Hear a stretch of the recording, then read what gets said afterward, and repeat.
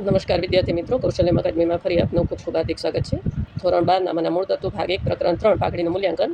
આ વિડીયોમાં આપણે HSC બોર્ડ દ્વારા જે પરીક્ષા લેવામાં આવે છે વિભાગ ડીમાં જે પ્રશ્નો પૂછાય છે એમાં ભારિત સરેરાશ પદ્ધતિ દ્વારા પાઘડીનું મૂલ્યાંકન કઈ રીતે ગણવામાં આવે છે એ દાખલાની પ્રેક્ટિસ કરીશું. આગળના વિડીયોમાં આપણે વિભાગ એ વિભાગ બી બંને લઈ લીધા છે. વિભાગ ડીમાં સાદી સરેરાશની દાખલાની પ્રેક્ટિસ પણ કરી લીધી છે.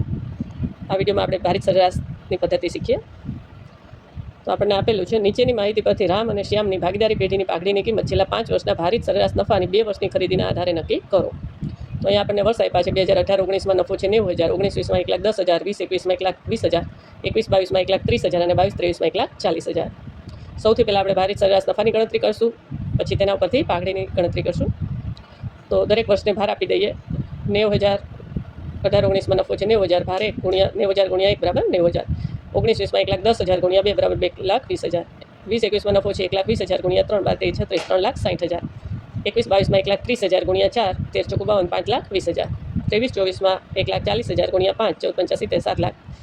ભારિત નફાનો ટોટલ કરશું તો કુલ ટોટલ થશે 18,90,000. મિત્રો, આ ભારિત કુલ નફો છે. કુલ ભાર છે 15. હવે આપણે ભારિત સરેરાશ શોધીએ તો કુલ ભારિત નફો છેદમાં કુલ ભાર.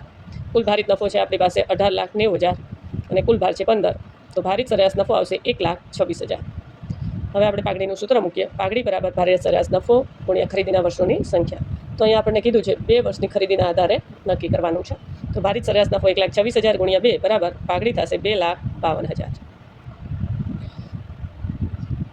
એના પછીના દાખલાની પ્રેક્ટિસ કરીએ તો રકમ જોઈએ. નીચેની માહિતી પરથી મહેશ અને નરેશની ભાગીદારી પેઢીની પાઘડીની કિંમત છેલ્લા 5 વર્ષના ભારિત સરેરાશ નફાની 3 વર્ષની ખરીદીના આધારે નક્કી કરો. વર્ષ છે 14-15માં નફો છે 8,000, 15-16માં 12,000, 16-17માં 14,000, 17-18માં 16,000 અને 18-19માં 17,000. તો ભારિત સરેરાશ નફાની ગણતરી કરીએ તો તમે જાણો છો દરેક વર્ષને ભાર આપવામાં આવે છે. નફો ગુણ્યા ભાર બરાબર ભારિત નફો. તો 14-15માં નફો છે 8,000 ગુણ્યા 1 બરાબર 8,000. 15-16માં છે 12,000 ગુણ્યા 2 12 24,000. 16-17માં છે 14,000 14 42 42,000.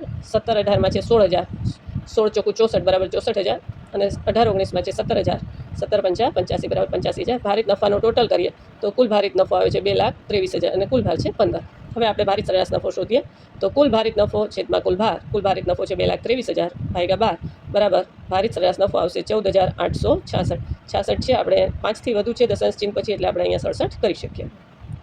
પાઘડીનું સૂત્ર મૂકીએ. પાઘડી બરાબર ભારિત સરેરાશ નફો ગુણ્યા ખરીદીના વર્ષોની સંખ્યા. ભારિત સરેરાશ નફો છે 14,866.7 ગુણ્યા 3. તો પાઘડી આપણને મળે છે 44,600. 14,866 ગુણ્યા 3. મિત્રો, અહીંયા દશાંશ ચિહ્ન છે, કદાચ દેખાતું ન હોય તો 14,866.7 ગુણ્યા 3 બરાબર નફો આપણને પાઘડી મળશે 44,600. આગળનો દાખલો જોઈએ. નીચેની માહિતી પરથી દિવ્ય અને ભવ્યની ભાગીદારી પેઢીની પાઘડીની કિંમત છેલ્લા 5 વર્ષના ભારિત સરેરાશ નફાની 3 વર્ષની ખરીદીના આધારે નક્કી કરો. તો વર્ષ આપણને આપ્યું છે 2012-13 80,000 નફો છે. 2013-14 1,20,000. 14-15માં નફો છે 1,50,000. 15-16માં છે 1,80,000 અને 16-17માં નફો છે 2,40,000. તો આપણે શીખી ગયા છીએ ભારિત સરેરાશમાં દરેક વર્ષને ભાર આપવાનો હોય છે. ભાર સાથે ગુણાકાર કરીને ભારિત નફો શોધવાનો હોય છે. 2012-13માં નફો છે 80,000, એક ભાર 80,000. 13-14માં 1,20,000 ગુણ્યા 2 12-24 2,40,000.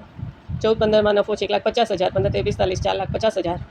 15-16માં નફો છે 1,80,000 ગુણ્યા 4 18-72 7,20,000 અને 16-17માં 2,40,000 120 12 લાખ. માટે કુલ ભારિત નફાનો ટોટલ કરીને કુલ ભારિત નફો શોધશું 26,90,000. કુલ ભાર છે 15. ભારિત સરેરાશ નફાનું સૂત્ર મૂકીએ. કુલ ભારિત નફો છેદમાં કુલ ભાર. કુલ ભારિત નફો છે 26,90,000 ભાગ્યા 15. કુલ ભારિત સરેરાશ નફો આવશે 1,79,333.33. એ દશાંશ ચિહ્ન છે, કદાચ ન દેખાતું હોય તો. હવે 33 છે એટલે આગળનો આંકડો વધશે નહીં, 5થી નાનું છે માટે. હવે પાઘડીનું સૂત્ર મૂકીએ. પાઘડી બરાબર ભારિત સરેરાશ નફો ગુણ્યા ખરીદીના વર્ષોની સંખ્યા. તો ભારિત સરેરાશ નફો છે 1,79,333 ગુણ્યા 3. માટે પાઘડી આવશે 5,37,999.99. 999.99 છે, માટે આંકડો વધી જશે, એક ઉમેરાશે એટલે પાઘડી થશે 5,38,000. તો મિત્રો, આ વિડીયોમાં અને આગળના વિડીયોમાં આપણે ભારિત સરેરાશ નફાની પદ્ધતિએ પાઘડીનું મૂલ્યાંકન કઈ રીતે ગણાય એ આપણે શીખ્યા. હવે પછીના વિડીયોમાં આપણે અધિક નફાની પદ્ધતિ અને નફાના મૂડીકરણની પદ્ધતિ શીખશું. નવા હોય વિડીયો પર તો ચેનલને સબસ્ક્રાઇબ કરી દેજો. આગળના બધા જ વિડીયો જોઈ લેજો. બોર્ડની પરીક્ષા HSC બોર્ડની પરીક્ષામાં જે બ્લુ પ્રિન્ટ મુજબ જે રીતે જે ચેપ્ટરમાંથી પૂછાય છે એ મુજબ આપણે આ ચેનલ પર એકાઉન્ટના વિડીયો મૂકીએ છીએ. આગળના બધા વિડીયો જોઈ લેજો. ચેનલને સબસ્ક્રાઇબ કરી દેજો. તમારા 12મા ધોરણના વિદ્યાર્થીઓ સાથે વિડીયો શેર કરજો અને કોમેન્ટ ખાસ કરજો. આ વિડીયોમાં અહીં સુધી રાખીએ. આગળના વિડીયોમાં ફરી મળીએ છીએ. અસ્તુ.